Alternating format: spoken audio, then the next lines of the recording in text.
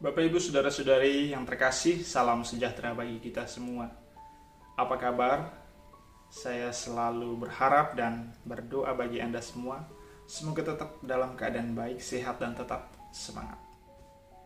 Bapak, Ibu, Saudara-saudari yang terkasih, mari kita siapkan hati kita untuk bersama-sama mendengarkan dan merenungkan firman Tuhan pada hari Jumat tanggal 15 Mei 2020. Hari biasa dalam Pekan Paskah yang kelima.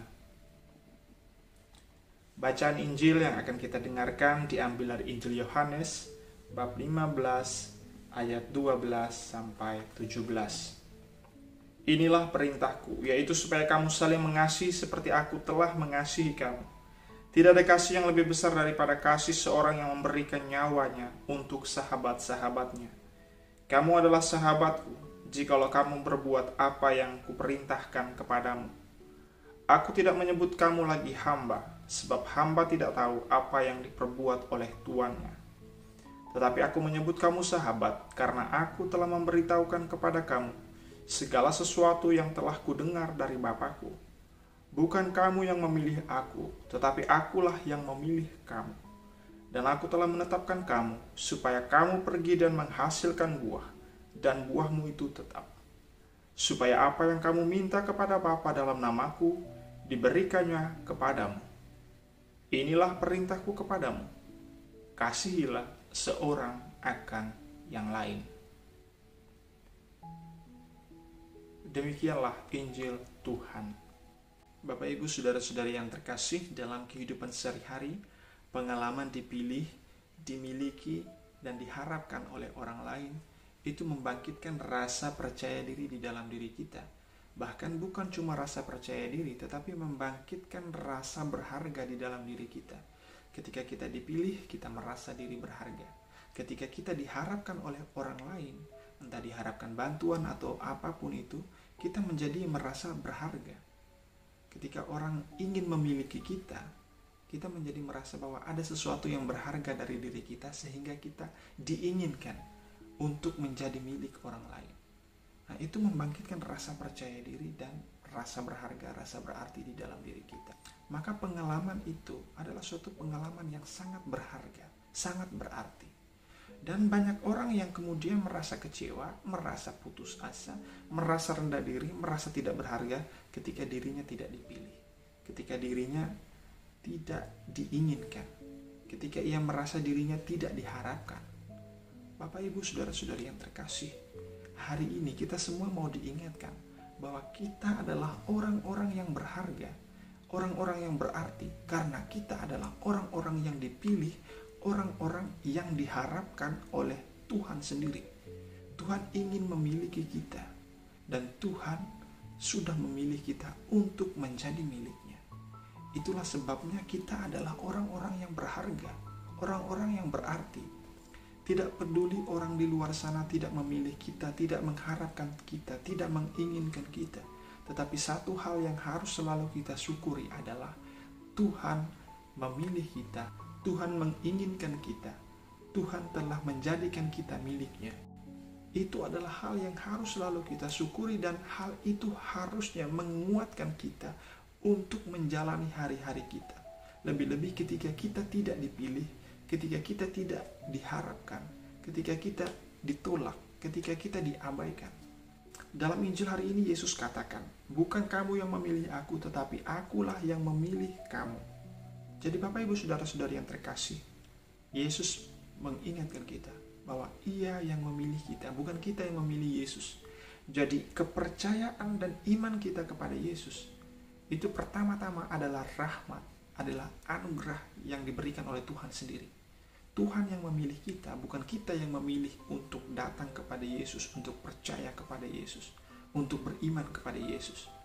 Pertama-tama, iman itu adalah rahmat yang diberikan ke dalam hati kita masing-masing.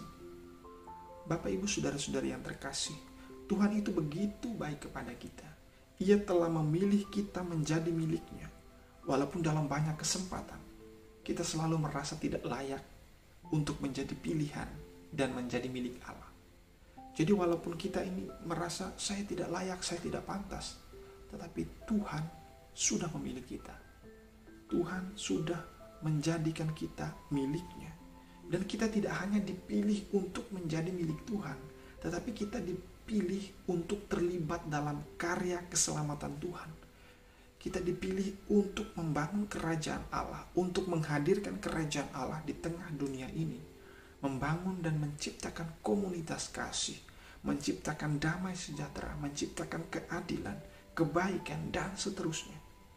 Bapak, Ibu, saudara-saudari yang terkasih, kalau hari ini saya merenungkan tentang panggilan hidup saya sebagai seorang calon imam, sebagai seorang diakon, maka saya akan selalu bersyukur kepada Tuhan. Bukan karena pencapaian atau bukan karena keberhasilan bahwa hari ini saya bisa menjadi seorang diakon. Bukan itu yang membuat saya bersyukur kepada Tuhan. Tetapi karena kasih karunia Tuhan kepada saya lah, maka saya selalu ingin bersyukur kepada Tuhan. Kalau harus melalui uji kelayakan di hadapan Tuhan, maka saya bukanlah orang yang layak dan pantas untuk menjadi pelayannya. Tetapi syukurlah bahwa kasih karunia Tuhan itu jauh melampaui ketidaklayakan dan ketidakpantasan saya. Bapak, Ibu, saudara-saudari yang terkasih, kita semua telah dipanggil dan dipilih Tuhan untuk membangun atau menghadirkan kerajaan Allah di tengah dunia ini dengan cara dan kekhasan panggilan kita masing-masing. Siapapun kita hari ini, entah kita adalah seorang guru atau suster atau bruder atau frater atau pastor atau perawat atau dokter atau apapun lah, lakukan segala tugas dan tanggung jawab kita dengan baik, maka pada saat itu kita sudah berlaku sebagai seorang yang telah dipilih dan dipanggil oleh Tuhan untuk membangun kerajaan surga di tengah dunia ini, untuk menghadirkan kerajaan surga di tengah dunia ini.